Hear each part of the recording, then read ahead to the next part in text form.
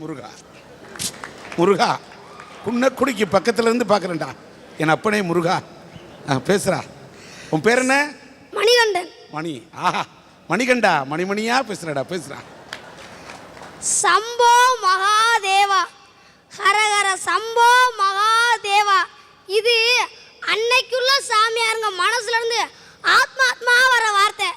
ஆனா இன்னைக்கு சம்பா சம்பா சம்பாதான், சம்பா பொண்ணு ரம்பாதான், சம்பா சம்பா சம்பாதான், சம்பா பொண்ணு ரம்பாதான் அப்படின்னு சில சாமியாருங்க ரிங்டோன் வச்சிருக்காங்கய்யா.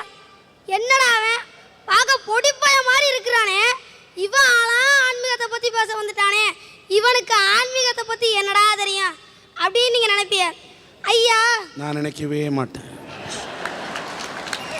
எனக்கு தெரியும், பொடியந்தான் பொடி வச்சு பேசுவான். அப்படியே இருக்கிறதுல இங்க யாராவது நினைச்சாலும் அந்த ஆன்மீகத்தை பத்தி பேசுறதுக்கு வயசு ஒண்ணு முக்கியம் இல்லையா, மனசுதாயா முக்கியம். ஐயா, திருஞான சம்பந்தர்னு ஒருத்தர் இருக்காரு. அவர் தேவாரம் பாடுறப்ப அவருக்கு வயசு 3. வள்ளலார் ஆன்மீக சொற்பொழிவு ஆட்ட ஆரம்பிச்சப்ப அவருக்கு வயசு 9. குமரகுருபரர் மீனாட்சி அம்மை பிள்ளை தமிழ் பாடுறப்ப அவருக்கு வயசு 12. அதனால இந்த பொடியனுக்கு ஆன்மீகத்தை பத்தி பேசுறதுக்கு 12 வயசு ஒன்றும் தடையா இருக்காதியா. ஐயா, அந்த காலத்து சாமியாருங்கெல்லாம் தன்னோட சீரட்டை கேட்பாங்களாம், இந்த வாரம் நம்மளுக்கு எங்கெங்க ஆன்மீக பயணம்னு. அதுக்கு அவங்க சொல்லுவாங்களாம், திங்கக்கிழமை குன்றக்குடியில் முருகனை பற்றி சொற்பொழிவு ஆற்ற போகிறோம்பாங்களாம், செவ்வாய்க்கிழமை பிள்ளையார்பட்டியில் விநாயகரை பற்றி ஆன்மீக சொற்பொழிவு ஆற்ற போகிறோம், புதன்கிழமை ஸ்ரீரங்கத்தில் பெருமாளை பற்றி ஆன்மீக சொற்பொழிவு ஆற்ற போகிறோம்பாங்களாம். ஆனால் இன்னைக்குள்ள சாமியாருங்க தன்னோட பீரியட்டை கேட்பாங்க, இந்த வாரம் நம்மளுக்கு ஆன்மீக பயணம் எங்கெங்கன்னு. அதுக்கு அவங்க சொல்லுவாங்க, ஆன்மீக பயணம்லாம் ஒரு மண்ணாங்கட்டி இல்லை, நம்மளுக்கு இனிமே கோட்டிங் கேஸ் தான் ஆன்மீக பயணம் வாங்கலாம்யா. மழை வந்த பின்னால கொடையை தேடுற மாதிரி தான் கஷ்டம் வந்த பின்னால நாம கடவுளை தேடுறோம். சந்தோஷமா இருக்கிறப்ப கடவுளை நினைச்சோம்னா நாம கஷ்டப்படுறப்ப நிச்சயமா கடவுள் நம்மள நினைப்பாரியா. நாமெல்லாம் கஷ்டம் வந்தா கடவுளை தேடி போறதில்ல, போலி சாமியார்களை தேடி போறோம். அதனாலதாயா போலி சாமியார்கள் ஆன்மீகன்ற போர்வையில அட்டுழியம் பண்ணிக்கிட்டு இருக்காங்க. நாடு வீடு முன்னேறணும்னா முதல்ல ஆன்மீகம் மலரும். ஐயா, நம்ம நாடு வீடு நலம் பெறணும்னா ஆன்மீகங்கிறது ஒன்று மலரும்யா. கிராமத்துலலாம் ஒரு பழமொழி சொல்லுவாங்க, படைக்கிறது ராமாயணமா இடிக்கிறது பெருமாள் கோயிலாம்னு. அது மாதிரி இருக்குது நிலைமை. பண்ணக்கூடாத பாவத்தெல்லாம் பண்ணிட்டு பரிகாரம் பண்ணனா உண்டியல காசு போட்டுட்டா போதும், தீர்த்தத்தில் முங்கி எழுந்திரிச்சிட்டா போதும், எல்லாம் சரியா போறன்னு நினைக்கிறாங்க ஒரு கூட்டம். இன்னொரு கூட்டம் கடவுளை நம்புறவங்கள விட கடவுளை எனக்கு தெரியும்னு சொல்றவங்கள நம்புறவங்க அதிகமாட்டு இருக்காங்கய்யா. அன்னைக்கு ஒருத்தன் ஒரு வாத்தியார் கேட்டானா, நீ என்ன வேலைக்கு போக ஆசைப்படுறன்னு. அதுக்கு அவன் டக்குன்னு சொன்னான், நான் சாமியார் வேலைக்கு போக ஆசைப்படுறேன்யா. ஆமாயா, இன்னைக்கு ஆன்மீகன்றது ஒரு தொழிலா போச்சியா. ஆன்மீகம் பெண்மீகத்தோட கலக்கிறதுனால தான் அதுக்கு ஆன்மீகம்னு பேர் வந்துச்சுன்னு எந்த சாமியாராவது இன்னும் கொஞ்ச நாள் டிவியில் பேட்டி கொடுத்தாலும் கொடுத்துருவாங்க போல இருக்குது. நம்ம நாட்டிலையும் வீட்லையும் ஆன்மீகங்கிறது இப்போ எப்படி இருக்குது? எல்லாரும் பண்டிகைனா புது ட்ரெஸ் போட்டுக்கிறோம், டிவியில் புது புது படம் பார்க்குறோம், நல்லா பலகாரம் திங்கிறோம். ஊரில் கோயில் திருவிழானா பக்கத்து ஊருக்கார 50,000 ரூபாய்க்கு வேட்டு போட்டால் நம்ம ஊருக்காரில் 1 லட்சத்துக்கு வேட்டு போகணும்னு வீம்பு பிடிக்கிறோம். ஆபாசமான டான்ஸோட ஆளை கூட்டிக்கிட்டு வர்றோம். இதுவாயா ஆன்மீகம்? உண்மையான ஆன்மீகவாதி யார் தெரியுமாயா? தான் வாழுற காலத்துல எந்த உயிருக்கும் மனசால கூட துன்பம் நினைக்காம நல்லதே செய்யறான் பாத்தியலா, அவன் தாயா உண்மையான ஆன்மீகவாதி. பரிகாரம் பண்ணியே இன்னைக்கு பரிதாபனையில் அடைஞ்சவங்க எத்தனையோ பேர் இருக்கிறாங்க. உடல் வளர்ச்சி இல்லாம மன வளர்ச்சி இல்லாத குழந்தைகளை பார்க்கும்போது எனக்கு மனசு வலிக்குமையா. ஐயா, இந்த கடவுளை எனக்கு தெரியும்னு சொல்றவங்கள நம்புறவங்க அதிகமாட்டு இருக்காங்கய்யா. அன்னைக்கு ஒருத்தன் ஒரு வாத்தியார் கேட்டானா, நீ என்ன வேலைக்கு போக ஆசைப்படுறன்னு. அதுக்கு அவன் டக்குன்னு சொன்னான், நான் சாமியார் வேலைக்கு போக ஆசைப்படுறேன்யா. ஆமாயா, இன்னைக்கு ஆன்மீகன்றது ஒரு தொழிலா போச்சியா. ஆன்மீகம் பெண்மீகத்தோட கலக்கிறதுனால தான் அதுக்கு ஆன்மீகம்னு பேர் வந்துச்சுன்னு எந்த சாமியாராவது இன்னும் கொஞ்ச நாள் டிவியில் பேட்டி கொடுத்தாலும் கொடுத்துருவாங்க போல இருக்குது. நம்ம நாட்டிலையும் வீட்லையும் ஆன்மீகங்கிறது இப்போ எப்படி இருக்குது? எல்லாரும் பண்டிகைனா புது ட்ரெஸ் போட்டுக்கிறோம், டிவியில் புது புது படம் பார்க்குறோம், நல்லா பலகாரம் திங்கிறோம். ஊரில் கோயில் திருவிழானா பக்கத்து ஊருக்கார 50,000 ரூபாய்க்கு வேட்டு போட்டால் நம்ம ஊருக்காரில் 1 லட்சத்துக்கு வேட்டு போடணும்னு வீம்பு பிடிக்கிறோம். ஆபாசமான டான்ஸ் ஆட ஆளை கூட்டிக்கிட்டு வர்றோம். இதுவாயா ஆன்மீகம்? உண்மையான ஆன்மீகவாதி யார் தெரியுமாயா?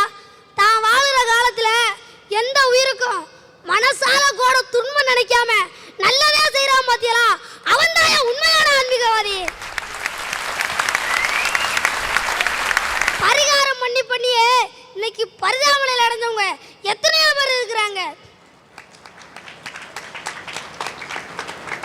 உடல் வளர்ச்சி இல்லாம மன வளர்ச்சி இல்லாத குழந்தைகளை பார்க்கும்போது எனக்கு மனசு வலிக்குமையா. ஐயா, இந்த எல்லா பிரச்சனைகளுக்கும் மூல காரணம் மனுஷன் தானே, கடவுள் இல்லையே. இன்னைக்கு வரைக்கும் நாமெல்லாம் வயிற்றை நிறைக்கிறதுக்காக இறையை தேடுறோம். ஆனா வாழ்க்கையை கொடுக்குற இறைவனை யாரும் தேடுறது இல்லையா? சாமியார்கள்ட்ட ஆசீர்வாதம் வாங்குறதுக்காக அவங்கள்ட்ட காசுகள் அள்ளி கொட்டுற அப்பாவிகளையும் அவங்க காலை கழுவி தீர்த்தம் எடுத்து குடிக்கிறவங்களையும் பார்த்தா எனக்கு கோபமா வருமியா. பெரியார மாதிரி பெரியவங்க நம்ம நாட்டுக்கு பகுத்தறிவை புகுத்தாம இருந்திருந்தா நம்ம நாடு அறியாமல இன்னும் அடிமட்டமா இருந்திருக்குமியா. கடவுளுக்கு நம்மளுக்கு இடையில எதுக்கியா ஏஜெண்டு? அவர் என்ன அரபு நாட்டு முதலாளியா? எல்லாரும் சொர்க்கத்துக்கு போகணும்னு நினைக்கிறாங்க, ஆனா சாக யாரும் தயாரா இல்லை.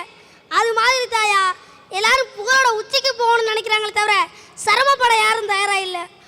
ஐயா, இது ஒரு பேனா, இதை கழட்டிட்டு உள்ள முள்முடியை பார்க்கும்போது இது எனக்கு ஒரு கிறிஸ்தவனா தெரியுது. இது எழுதும் போது பட்டை அடிக்கிறதுனால ஒரு இந்துவா தெரியுது. ஆனா இது ஒரு பேனா. அது மாதிரி தாயா, மனுஷனா பார்க்கணுமே தவிர இந்துவா கிறிஸ்டினா முஸ்லீமா தயவு செய்து பேதம் பிரிச்சு பார்க்க கூடாதியா. கடவுள் மதங்களுக்கு அப்பாற்பட்டவர், ஆனா மனித மனங்களுக்கு நெருக்கமானவர்யா. நாள் தவறாம கோயிலுக்கு போயிட்டு மனசுல குப்பையான எண்ணங்களை வச்சிருக்கவன் ஆன்மீகவாதி இல்ல, அவன் மனுஷ இனத்திலையும் சேர்த்து இல்லையா. ஐயா, எங்க ஸ்கூல் ஒரு கிறிஸ்தவ நிறுவனம். ஆனால் எங்க ஸ்கூல்ல பல வகை பிரார்த்தனை கூடம்னு ஒன்று வச்சிருக்கிறாங்க. அந்த இதுல என்ன சிறப்புன்னா, இந்து மதத்தவர்கள் வந்து பிரார்த்தனை பண்ணும்போது மற்ற மதத்தவர் மாணவர்களும் வந்து பிரார்த்தனை பண்ணுவாங்க.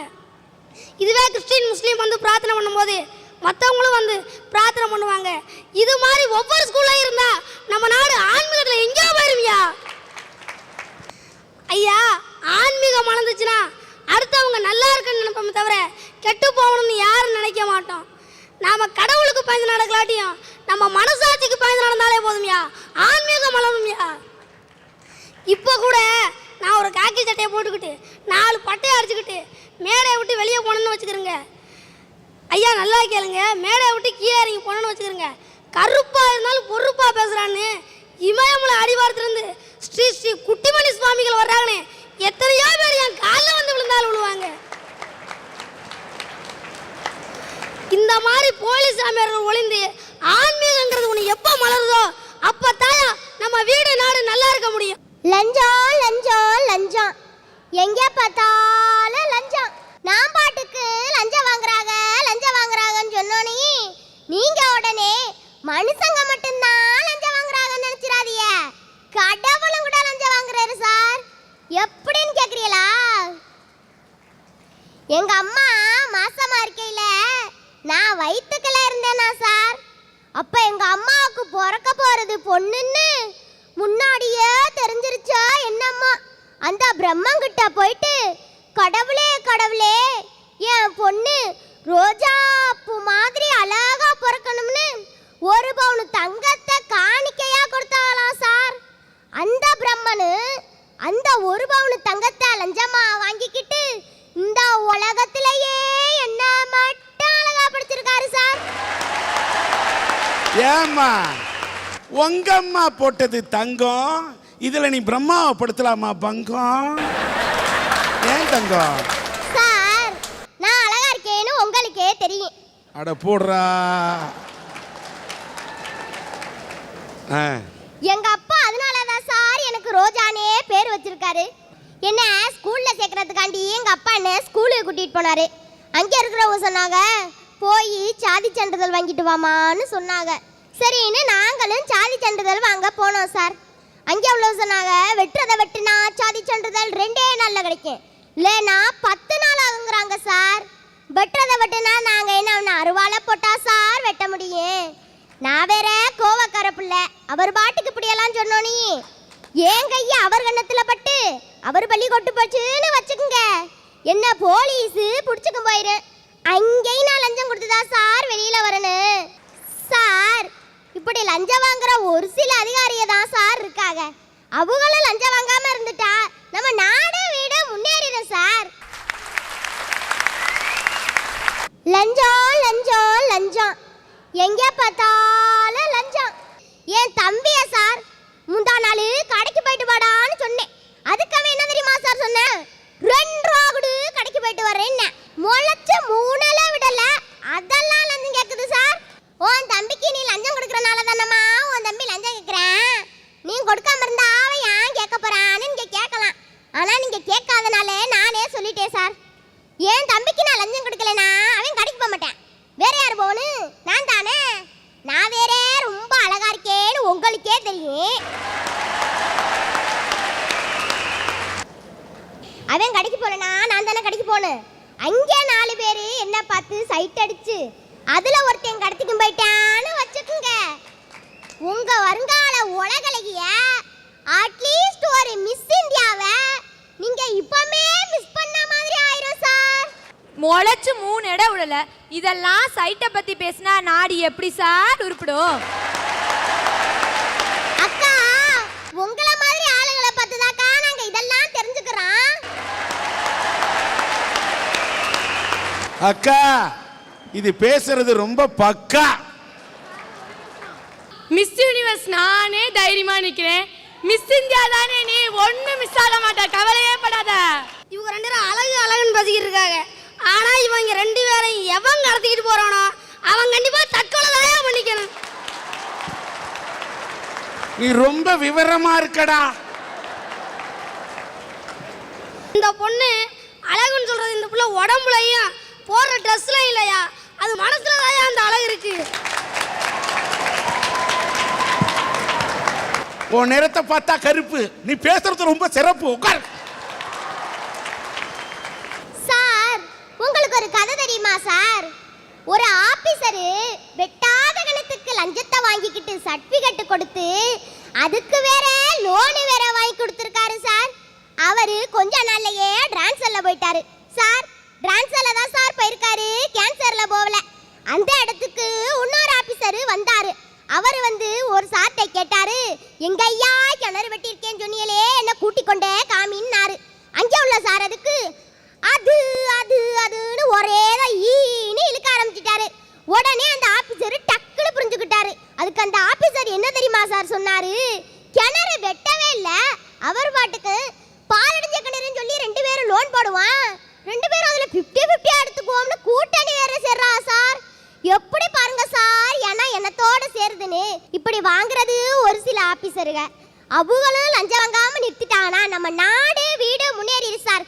கண்டிப்பா சொல்றேன் சார், நம்ம நாடு வீடு முன்னேறணும்னா லஞ்சம்